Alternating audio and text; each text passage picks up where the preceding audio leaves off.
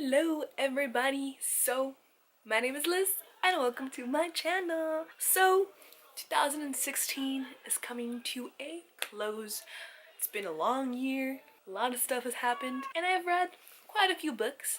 I didn't read as much as I wanted to read, but I did read more than I initially put for my Goodreads challenge, which is 24 books, so 2 books a month. And I think I did like 36 or something like that. I read some really good books, and this is my list of my favorite ones of this year. There is 7 books that I think about a lot this year that if I think back on them, they are considered my favorite books of the year. And yeah, so without further ado, let me get started on those.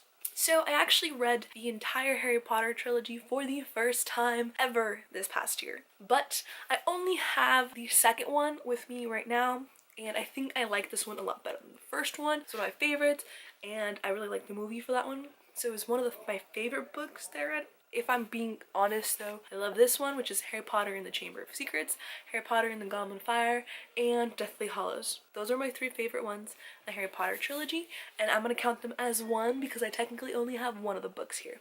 I gave most of the Harry Potter books a 4 or 5 out of 5 because I love them so much, and I know why everybody loves them so much. So good. So the next on my list of favorite books in 2016 is A Clockwork Orange by Anthony Burgess. So this one was actually a recommendation from my friend Kaylin. She told me that I would really like it. It's a very short read. I gave it a 4 out of 5 just because I had a hard time getting through the first 3 chapters of the book. But after that, I flew through it. I constantly think back on it. I think it really helped me as a writer and a reader. It is a classic or modern classic, and it is a great example on how language and how we can use language in books and in writing, and I loved reading it and I still think about it, so it's definitely going to be had to be on this list of my favorite books of 2016. The next book on my list is I Darken by Kirsten White. So this is a YA gender bend retelling of Ivan the Impaler, and it is the first book in a 3-part trilogy. It was really amazing. I picked it up by accident. Well, not by accident, but I picked it up because it was signed, and boy am I glad I did. It is really good. It is such an interesting way to retell history, and you can tell that they did their research on this book. Oh my god. It is a little bit slower because it is a historical piece technically and gender bend, so there's some stuff that needed to be kind of like laid out for you. I personally don't mind it. I love that kind of stuff if it pays off nicely, and it did in this book, and it makes me so excited to read the rest of the series because I want the rest of the series now. I'm pretty sure the next books are going to be on my favorite list of 2017. The next book on my list is A Court of Mist and Fury by Miss Sarah J. Maas. So this is the second installment in the ACOTAR series, and oh, emotions. I had so many emotions while reading this. I read this book in like 2 days. I flew through it.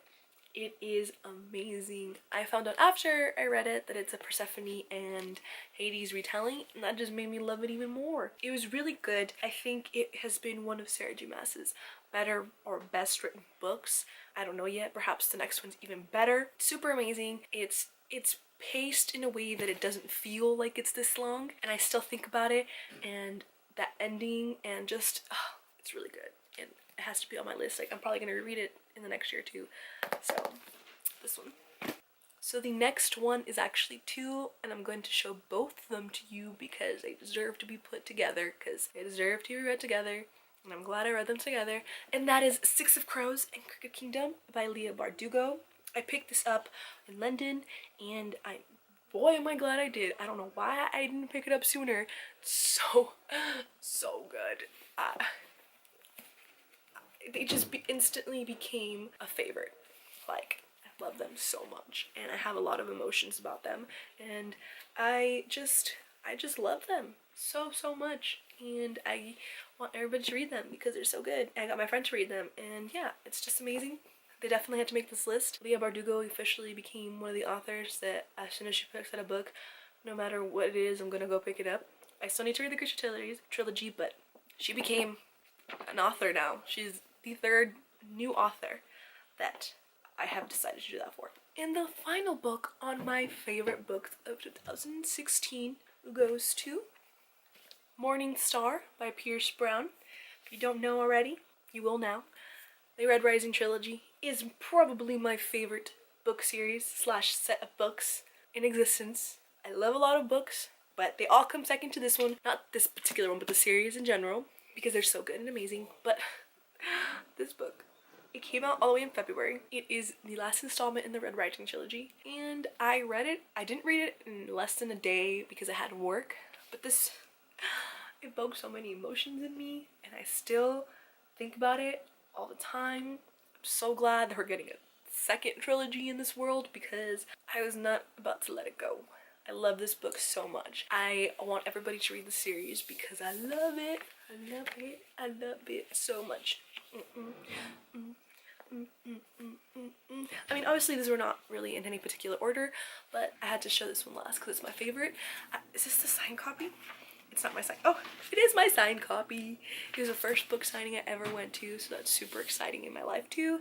It's just, the series was just a lot of firsts for me. I love this book series. I love the author. I loved all of the books on my list. And yeah, I just loved all these books. They changed my life a little bit. Most of these books have been really influential to me. Like, I never read the Harry Potter series, and I did. So that was like a huge, monumental moment in my life. Like, I finally read Harry Potter. I'm officially a real Harry Potter fan. I haven't read Cursed Child yet, but I'm almost done with it. And I went to go see Fantastic Beasts. I'm all caught up. I'm really a Harry Potter fan. Then we have Clockwork Orange. Really like opened my mind up to, you know, the way that words are used and, you know, the idea of this kind of world building through words. That makes sense, like through vocabulary and dialogue and stuff like that. So I love that. Obviously, I Darken, like a gender bend historical. Like, I don't really like historical books because they tend to be really like long-winded and sometimes just boring. And I haven't really picked up a historical book in a while because of that reason, and this book just made me realize why I picked them up in the first place and why I used to love reading them.